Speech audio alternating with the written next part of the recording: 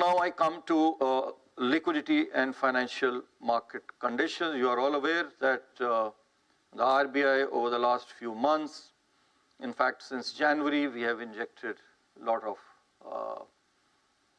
of durable liquidity through various means, through OMOs, through the CRR rate cut, through the buy-sell swaps, OMOs, etc. A total of 9.5 lakh crore rupees of durable liquidity has been injected into the banking system since January.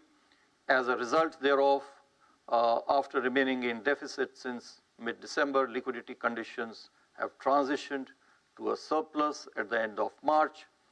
And this is also evident from the tepid response to the daily VRR auctions, which got a bid coverage ratio of only 0.26 in the recent past, and also from the high STF balances. They are averaging about 2 lakh crore rupees in the last 2 months, that is April and May.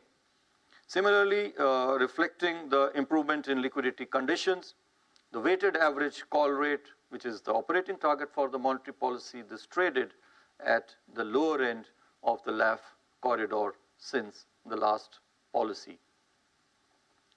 The comfortable liquidity surplus in the banking system has further reinforced transmission of policy repo rate cuts to the short-term rates. However, we are yet to see a perceptible transmission, although there are incipient signs of transmission to the credit market segment, but it is still not perceptible, although we are aware and we need to keep in mind that it does happen with some lag. The Reserve Bank remains committed, as we mentioned earlier, to provide sufficient liquidity to the banking system. To further provide durable liquidity, it has now been decided to reduce the cash reserve ratio, the CRR, by 100 basis points.